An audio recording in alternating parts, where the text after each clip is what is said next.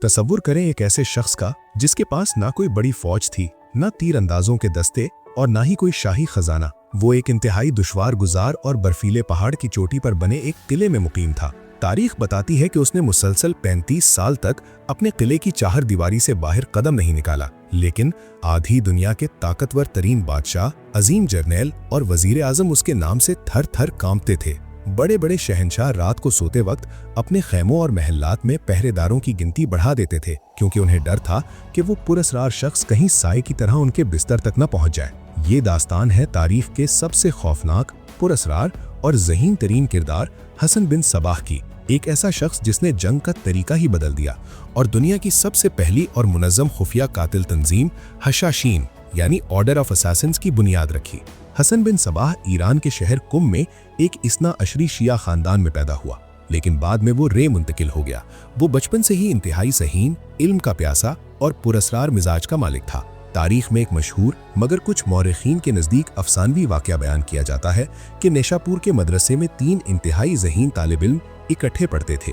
हसन बिन Sabah, Umar Khayyam जो बाद में दुनिया का सबसे बड़ा रियाजीदान और शायर बना, निज़ामुल मुल्क टूसी जो सल्जूकी सल्तनत का अजीम तरीन वजीर आजम बना। कहा जाता है कि इन तीनों ने बचपन में आपस में अहद किया था कि हम में से जो भी जिंदगी में सबसे पहले बड़े मुकाम पर पहुंचेगा वो बाकी 2 की मदद करेगा। जब निज़ामुल मुल्क वजीर आजम बन गया तो उसने उमर खय्याम को रसदगाह और वजीफा दे दिया और हसन को दरबार में आला ओहदा दिया। लेकिन हसन की जहानत और तुमूह इतना ज्यादा था कि निज़ामुल मुल्क को उससे खतरा महसूस होने लगा और महल की साजिशों के बायस हसन को दरबार से निकाल दिया गया। यहीं से हसन के दिल में निज़ामुल मुल्क और सल्जूकी सल्तनत के खिलाफ एक ना बुझने वाली आग भड़क उठी। हसन बिन सबाह दरबार से निकलने के बाद इस्माइली यानी फातमी अकीदे से मुतासिर हुआ। वो मजीद इल्म और ताकत की तलाश में मिस्र, काहिरा चला गया, जहां फातमी खिलाफत कायम थी। वहां भी उसकी जहानत ने उसे बहुत जल्द खलीफा के करीब कर दिया, लेकिन खलीफा के जानशीन के मसले पर हसन बिन सबाह ने बड़े शहजादे निज़ार की हिमायत की, जबकि ताकतवर जर्नैलों ने छोटे शहजादे को तख्त पर बिठा दिया। हसन को कैद करके एक जहाज में डालकर मिस्र से निकाल दिया गया। रास्ते में एक खौफनाक समंदरी तूफान आया। जहाज का अमला मौत के खौफ से रो रहा था, लेकिन हसन बिन सबाह इंतहाई सुकून से बैठा था। जब उससे पूछा गया कि तुम क्यों नहीं डर रहे, तो उसने मुस्कुरा कर कहा कि हमारा जहाज नहीं डूबेगा, क्योंकि मेरे जिम्मे अभी एक बहुत बड़ा काम बाकी है। तूफान वाकई थम गया और हसन बिन सबाह ईरान के साहिल पर उतरा। अब वो निज़ारी इस्माइली तहरीक का सबसे बड़ा दाई बन चुका था। हसन बिन सबाह जानता था कि सल्जूकी सल्तनत की लाखों की फौज से वो खुले मैदान में नहीं लड़ सकता। उसे एक ऐसे गढ़ की जरूरत थी जहां तक दुश्मन की फौज न पहुंच सके। उसने एल्बर्स के संगलाख पहाड़ों में एक किला ढूंढ निकाला, जिसे किले अलमौत कहा जाता है। अलमौत का मतलब है इकाब का घोंसला यानी ईगल्स नेस्ट। ये किला इतने बुलंदी पर था कि इस तक पहुंचने का सिर्फ एक ही तंग और खतरनाक रास्ता था। 1090 ईस्वी में हसन ने बगैर खून बहाए कमाल जहानत से इस किले पर कब्जा कर लिया। वो एक दरवेश के भेस में किले में दाखिल हुआ, वहां के पहरेदारों को अपने अकीदे से मुतासिर किया और किले के गवर्नर को 3000 सोने के दीनार देकर किला खरीद लिया। यहाँ से उसने अपनी इस खुफिया तंजीम की बुनियाद रखी जिसने पूरी दुनिया का नक्शा हिला दिया। हसन बिन सबाह को अब शेखुल जबल यानी old man of the mountain कहा जाने लगा। हसन बिन सबाह का हथियार तलवार नहीं बल्कि खौफ और अकीदा था। उसने अपने पैरोकारों को इस हद तक ज़हनी तौर पर तैयार किया कि वो उसके एक इशारे पर हंसते हंसते मौत के मुंह में कूद जाते। इन जाननिशारों को फिदाइन यानी फिदाइन कहा जाता था।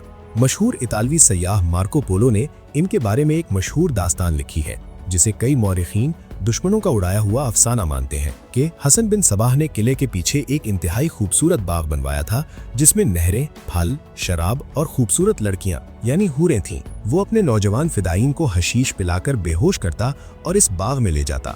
जब वो होश में आते तो उन्हें लगता कि वो जन्नत में आ गए हैं। फिर उन्हें दोबारा बेहोश करके बाहर लाया जाता और हसन कहता कि अगर तुम मेरे हुक्म पर दुश्मन को कत्ल करते हुए मर गए तो तुम सीधे इसी जन्नत में जाओगे। ख्वाह ये जन्नत की कहानी सच हो या झूठ, लेकिन ये एक तारीखी हकीकत है कि फिदाइन की वफादारी की कोई मिसाल नहीं मिलती। एक बार जब सल्जूकी सुल्तान का एक सफीर हसन बिन सबाह को डराने के लिए किले अलमौत आया, तो हसन ने उसे अपनी ताकत दिखाने के लिए किले की दीवार पर खड़े अपने 2 फिदाइन की तरफ इशारा किया और कहा, नीचे कूद जाओ। पलक झपकते ही इन दोनों नौजवानों ने मुस्कुराते हुए सैकड़ों फीट गहरी खाई में छलांग लगा दी और हड्डियां पसलियां एक करवा लें। सफीर की टांगें कांपने लगीं। हसन बिन सबाह की जंगी हिकमत अमली बहुत सादा और खौफनाक थी। फौज से लड़ने के बजाय फौज के दिमाग को उड़ा दो। उनका पहला और सबसे बड़ा निशाना कोई और नहीं बल्कि वही अजीमुशान सल्जूकी वजीर आजम निजामुल मुल्क तूसी था। अक्टूबर 1092 में हसन बिन सबाह का एक फिदाई सूफी दरवेश के भेस में निजामुल मुल्क की पालकी के करीब गया। उसने इल्तजा की कि वो कुछ मांगना चाहता है। जैसे ही उस बूढ़े वजीर ने हाथ बढ़ाया, फिदाई ने आस्तीन से जहरीला खंजर निकाला और सल्तनत के सबसे बड़े दिमाग के सीने में उतार दिया। ये एक जलजला था। एक खंजर ने वो काम कर दिया जो लाखों की फौज नहीं कर सकती थी। सल्जूकी सल्तनत अफरा तफरी का शिकार हो गई। निजामुल मुल्क और मलिक शाह की मौत के बाद हशाशीन की दहशत इतनी बढ़ गई कि वजीर और खलीफा अपने कपड़ों के अंदर हर वक्त लोहे की जिरह पहने रहते थे। हशाशीन के फिदाईन भेस बदलने में इतने माहिर थे कि वो कभी राहिब, कभी ताजिर और कभी मुहाफिज बनकर दुश्मन के बिल्कुल करीब पहुंच जाते। सल्जूकी सुल्तान अहमद संजर ने किले अलमौत को तबाह करने के लिए एक बड़ी फौज रवाना की। एक सुबह जब सुल्तान संजर नींद से बेदार हुआ तो उसके होश उड़ गए। उसके सरहाने यानी तकिए के बिल्कुल करीब जमीन में एक खंजर गड़ा हुआ था और उसके साथ एक खत मौजूद था। खत में लिखा था, ए सुल्तान, अगर मेरी नीयत तुम्हारे लिए बुरी होती तो ये खंजर सख्त जमीन में गड़ने के बजाय तुम्हारे नरम सीने में गड़ा होता।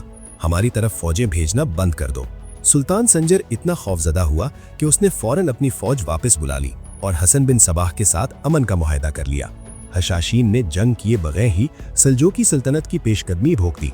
हसन बिन सबाह की ताकत का राज उसका सख्त तरीन डिसिप्लिन और सादगी थी। वो कोई अय्याश हुक्मरान नहीं था। उसने अपनी पूरी जिंदगी किले अलमौत में सादगी से गुजारी। रातों को जागकर मुताला करता और तंजीमी कामों में मसरूफ रहता। उसके उसूल इतने सख्त थे कि जब उसके अपने बड़े बेटे हुसैन पर एक मुकामी दाई के कत्ल का झूठा इल्जाम लगा तो हसन ने बिना किसी रियायत के अपने ही बेटे का सर कलम करवा दिया। कुछ अरसे बाद उसका दूसरा बेटा मोहम्मद किले के अंदर शराब पीने के जुर्म में पकड़ा गया, जो कि कानूनन मना था। हसन बिन सबाह ने अपने इस दूसरे बेटे को भी मौत की सजा दे दी। उसने दुनिया को ये पैगाम दिया कि मेरे कवानीन मेरे अपने खून से भी ज्यादा मुकद्दस है। 12 जून 1124 को 35 साल तक किले अलमौत से दुनिया की सबसे खौफनाक खुफिया सल्तनत चलाने के बाद हसन बिन सबाह अपनी तबी मौत मरा। मरने से पहले उसने अपने बेहतरीन साथियों की एक कौंसिल बनाई ताकि तहरीक चलती रहे। हसन बिन सबाह मर गया, लेकिन उसकी बनाई हुई हशाशीन तंजीम अगले 150 साल तक कायम रही। यहाँ तक कि सलेबी जर्नैल और यूरोपी बादशाह भी उनका नाम सुनकर कांपते थे। यूरोपी जबानों में आज भी सियासतदानों के पुरअसरार कत्ल को असैसिनेशन यानी असैसिन कहा जाता है, जो इसी तंजीम हशाशीन असैसिन से निकला है। उनकी दहशत का ये तिलिस्म आखिरकार 1256 में मंगोल तूफान हलाकू खान ने तोड़ा।